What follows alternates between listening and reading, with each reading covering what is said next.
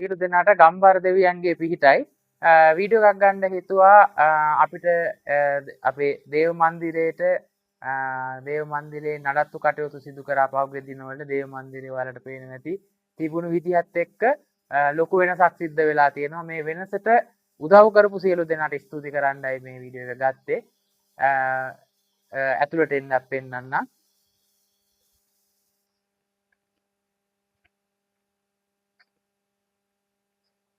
ඔයාලා දකින්න ඇති කලින් අපේ දේව මන්දිරයේ තිබුණේ බිත්තියේ මේ ෆොටෝ එකක් විතරයි.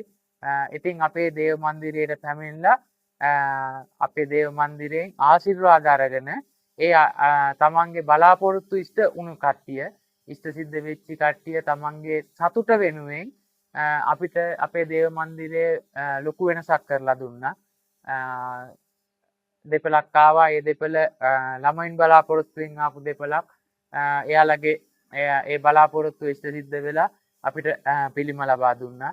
ඒ වගේම තිරරෙදි ලබා දුන්නා කීප දෙනෙක්. මේ පිටිපස්සෙන් පේන තිරරෙදි තව දෙපළක් ලබා දුන්නා. මේ දෙපැත්තේ තිරරෙදි දෙක එක්කෙනෙක් ලබා දුන්නා.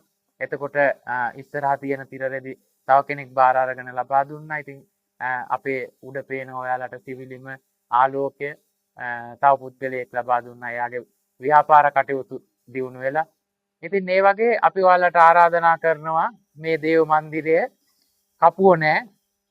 ඔයාලට ඔයාලගේ යම් කිසි දෙයක් කරන්න බලාපොරොත්තුෙන් ඉන්නවා නම්, යම් කිසි බලාපොරොත්තුවක් තියෙනවා නම් ඕනෙම වෙලාවක පැමිණිලා මල් පහන් පූජා කරලා ආශිර්වාද අරගෙන යන්න පුළුවන් ඕනෙම කෙනෙක්ට. පොයේ දවසේ හැර අනිත් ඕනෙම දවසක මේ දේව මන්දිරය පැය 24ම විවෘතයි. ඔයාලට ඕනෙම වෙලාවක ඇවිල්ලා ඔයාලගේ ඒ බලාපොරොත්තුව දෙවියන්ට මල් පහන් පූජා කරලා බලාපොරොත්තුව ඉෂ්ට සිද්ධ වෙන්න කියලා ආශිර්වාද ලබාගෙන යන්න.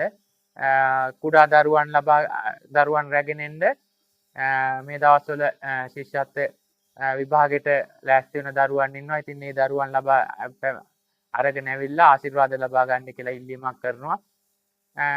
ඉතින් විශේෂයෙන්ම ගත්තේ නැවතත් ස්තුති කරනවා අපේ දේව මන්දිරයට පැමිණිලා ඔබලාගේ බලාපොරොත්තු ඉෂ්ට සිද්ධ කරගෙන ඒ වෙනුවෙන් ඒ සතුට වෙනුවෙන් අපිට අපේ දේව මන්දිරය මෙච්චර දුර වෙනස් කරන්න උදව් කරපු සියලුම දෙනාට බෙහෙවින් ස්තුති කරන්න. ස්තුතියි කියලා කියන්නයි මේ වීඩියෝ එක ගත්තේ.